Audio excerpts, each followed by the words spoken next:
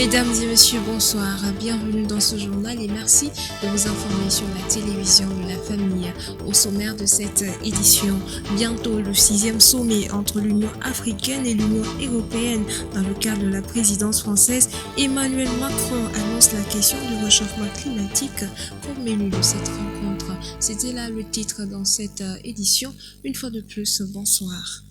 Retour en images sur la cérémonie de prise de commandement du nouveau chef d'état-major de la gendarmerie, le lieutenant-colonel Evrard Somda, qui précise que sa première mission serait de réorganiser l'institution. Odette Wanguena et Gideon Tapsova pour le compte-rendu. La gendarmerie nationale à mon commandement. Garde à vous! Le lieutenant-colonel Evrard Somda tient dorénavant les rênes de la gendarmerie nationale après sa nomination le 2 février dernier à la tête de l'institution. Le nouveau chef d'état-major général des armées, le colonel-major David Cabri, a procédé ce matin à son installation. Il a été présenté au personnel de la gendarmerie ainsi qu'à l'ensemble des personnalités présentes à ce cérémonial. Le successeur du colonel-major Marie-Omer Herman Bambara s'aligne dans la même dynamique de vision que le président du Faso.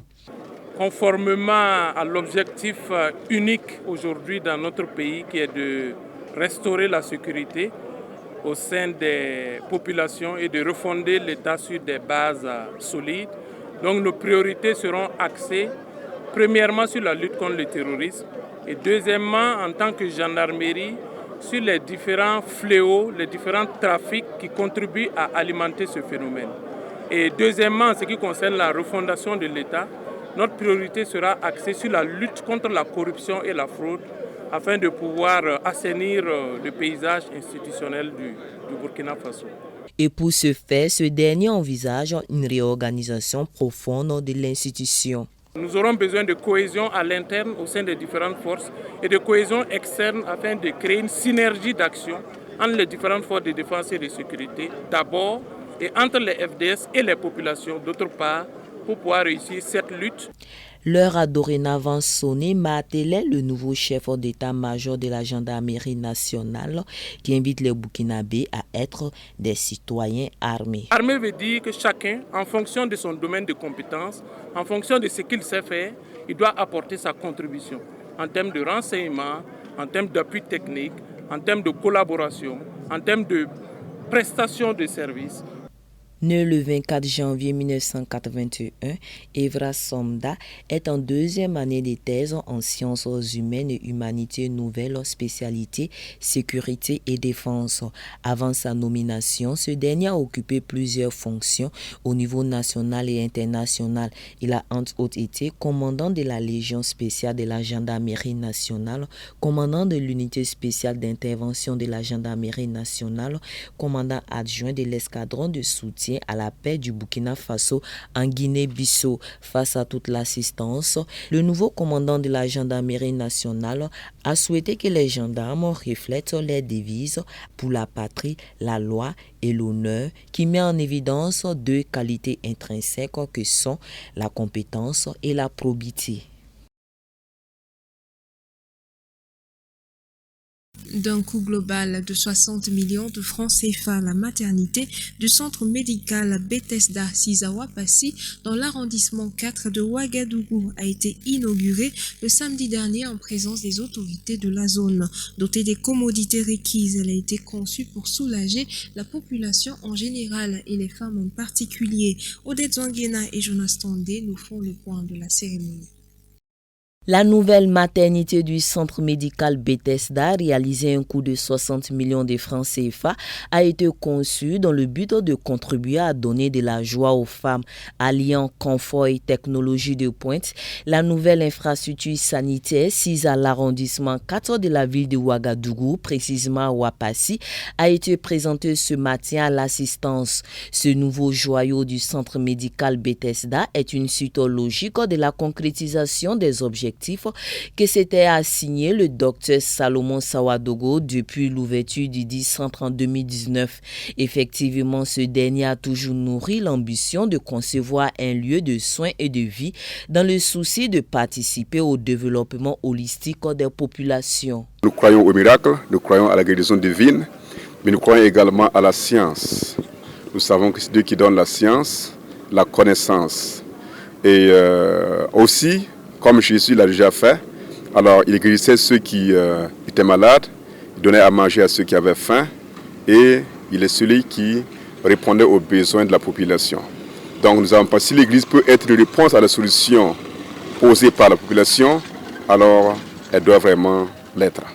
Donc raison pour laquelle, avec l'aide de Dieu et aussi avec l'appui des partenaires, nous avons pu ouvrir cette maternité. Et merci au Seigneur pour sa grâce et merci également aux différents acteurs qui ont permis pour que nous puissions réaliser ce beau projet. Merci à nos amis partenaires d'Allemagne. L'Église peut aussi participer au développement de la nation, d'aider dans le domaine de la santé et surtout ce joyau qui vient d'être inauguré, qui va aider pour faciliter l'accouchement des femmes et les accompagner. L'Église ne peut que se réjouir. L'inauguration de cet établissement sanitaire dédié à la mère et à l'enfant est une réponse à la prière des autorités locales, car grâce à cette maternité, le risque de mortalité maternelle et infantile sera considérablement réduit dans l'arrondissement. Nous avons visité des infrastructures sanitaires de haute facture, que ce soit donc la salle d'accouchement, la salle d'attente, la salle de mise en observation, les suites de couches. J'avoue que c'est du travail qui a été fait avec sérieux sur le plan infrastructurel, mais sur le plan des équipements médicaux. Nous lui adressons toutes nos félicitations. Et nous sommes dans la joie et nous voulons dire merci aux parents et du pasteur qui a permis qu'ils puissent réaliser cette maternité dans notre localité pour nous aider nos femmes à quitter dans les difficultés et dans les souffrances. Consultation prénatale, postnatale, accouchement, vaccination, dépistage, l'établissement offre une variété de prestations. Le personnel s'engage pour sa part à assurer une meilleure prise en charge de la santé de la mère et de l'enfant. L'appel que nous voulons lancer à la population, nous les invitons à venir se faire consulter en cas de maladie et aussi en cas d'accouchement. Et nous leur disons que le centre médical Bethesda a un personnel compétent et pour les assister en cas de besoin. Après les diverses allocutions, le pasteur Abraham Ouedraogo a prononcé la prière inaugurale, signant que la maternité est ouverte désormais à toutes les femmes. La visite des différents compartiments a été le clou de la cérémonie. À présent, dans l'actualité hors de chez nous, la Russie a ordonné le retour dans leur garnison d'unités déployées près de la frontière ukrainienne. Il s'agit d'un premier signe de détente dans la crise russo-occidentale, même si Moscou poursuit ses manœuvres au Bélarus. La Russie annonce le retrait de certaines forces armées près de sa frontière avec l'Ukraine. Le premier signe d'une potentielle désescalade alors que les Occidentaux craignent toujours une opération militaire imminente. Mais selon le porte-parole du ministère de la Défense russe, d'autres exercices militaires se poursuivent, notamment au Bélarus. Au fur et à mesure que les exercices seront terminés, les troupes effectueront, comme toujours, des marches combinées vers les points de déploiement permanents. Les unités des districts militaires du Sud et de l'Ouest qui ont achevé leurs tâches ont déjà commencé à procéder au chargement sur les moyens de transport ferroviaires et routiers et vont commencer à retourner vers leur garnison. Des unités séparées marcheront seules dans le cadre de colonnes militaires. Le ministre des Affaires étrangères ukrainien a annoncé qu'il attendait de voir les forces armées se retirer avant d'y croire. L'annonce russe intervient alors qu'Olaf Scholz se rencontre Vladimir Poutine ce mardi pour désamorcer la crise. Berlin a menacé Moscou de lourdes conséquences en cas d'agression militaire. 60 ans après la fin de la guerre d'Algérie, le Parlement français s'apprête à adopter définitivement un projet de loi pour demander pardon aux Algériens ayant servi pendant la guerre. Le scrutin est ouvert. Il aura fallu attendre 60 ans. Le projet de loi pour demander pardon aux harkis devait être adopté définitivement ce mardi par le Parlement. Concrétiser un engagement pris par Emmanuel Macron qui avait demandé pardon à ses soldats algériens s'étant battus aux côtés de la France, abandonné ensuite par le général de Gaulle à l'issue du conflit. Ce massacre, lui aussi, doit être regardé en face et reconnu. Un discours ne règle pas 60 années d'injustice. Et les mots sont parfois peu de choses. Mais je voulais qu'aujourd'hui, ces quelques mots viennent apporter la reconnaissance sur des drames quant auxquels la République ne s'était jamais exprimée. Il y a 60 ans, près de 200 000 harkis avaient été recrutés comme auxiliaires de l'armée française. Le projet de loi adopté aujourd'hui reconnaît les conditions indignes de l'accueil réservé aux 90 000 harkis et à leurs familles qui ont fui l'Algérie après l'indépendance. Près de la moitié d'entre eux avaient été relégués dans des camps en France. Pour réparer ce préjudice, ces derniers pourront bénéficier d'une indemnisation tenant compte de la durée du séjour dans ces structures, des sommes allant de 2 000 à 15 000 euros. Comme annoncé en titre, le réchauffement climatique sera au cœur des discussions lors du 6e sommet entre l'Union africaine et l'Union européenne prévu se tenir le 17 et 18 février 2022 à Bruxelles, un temps donné plutôt par Emmanuel Macron. Nous devons accompagner dans sa transition énergétique et climatique le continent africain. Le ton est donné par le président français sur l'un des enjeux du sommet de ce jeudi et vendredi entre l'Union européenne et l'Afrique. Les chiffres parlent d'eux-mêmes. Selon l'ONU, d'ici 2030, plus de 100 millions d'Africains seront touchés par le réchauffement planétaire. Sécheresse, inondations, fonte des rares glaciers, les événements climatiques extrêmes accentuent l'insécurité alimentaire et la pauvreté. Le coût est lourd pour un continent à faible revenu.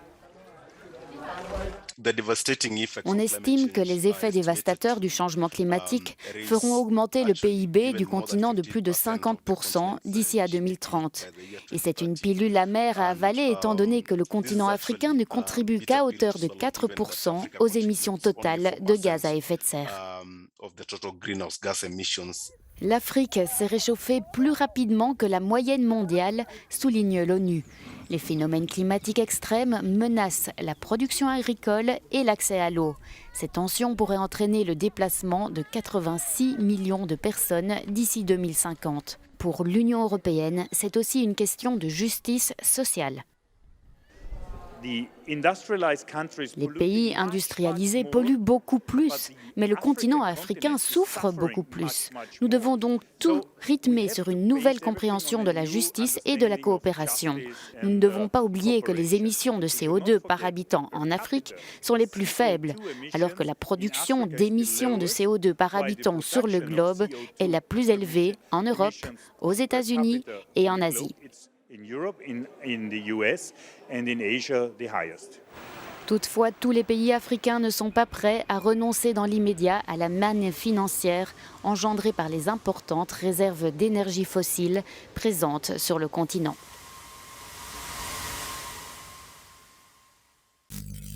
Et voilà qui met fin à ce journal. Merci de votre aimable attention. Excellente suite de programmes sur la télévision.